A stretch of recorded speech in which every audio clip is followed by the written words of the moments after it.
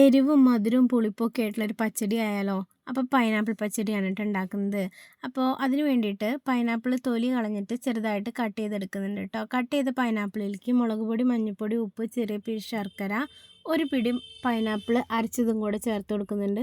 കുറച്ച് വെള്ളം കൂടെ ചേർത്ത് വേവിക്കാനായിട്ട് വെക്കുന്നുണ്ട് കേട്ടോ. അരപ്പിനായിട്ട് ഒരു മുറി നാളികേരം ചിരകി എടുക്കുന്നുണ്ട്. അതിലേക്ക് കടുക്, പച്ചമുളക് ഇത്രയും കൂടെ ചേർത്ത് നന്നായിട്ട് അരച്ചെടുക്കുന്നുണ്ട് കേട്ടോ. പൈനാപ്പിളൊക്കെ വെന്ത് വരുമ്പോൾ ഈ അരപ്പ് കൂടെ ചേർത്ത് നന്നായിട്ട് ഇളക്കി അടച്ചു വെച്ച് വേവിക്കുക കേട്ടോ.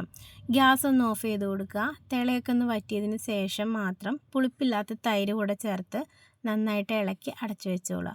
വറുത്തിടാനായിട്ട് വെളിച്ചെണ്ണ ചൂടാവുമ്പോൾ കടുക്, കറിവേപ്പില, വറ്റൽമുളക് ഇത്രയും കൂടെ ചേർത്ത് വറുത്തത് പൈനാപ്പിളിലേക്ക് ചേർത്ത് കൊടുക്കുക കേട്ടോ. അപ്പോൾ പച്ചടി റെഡിയാണ്. അപ്പോൾ എല്ലാവരും നിങ്ങളുടെ അഭിപ്രായങ്ങളൊക്കെ കമൻറ്റ് ബോക്സിൽ അറിയിക്കുക.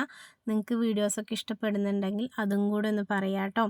അപ്പോൾ ഇന്നത്തെ വീഡിയോ അത്രയേ ഉള്ളൂ. അടുത്തൊരു വീഡിയോ ആയിട്ട് നാളെ വരാം കേട്ടോ.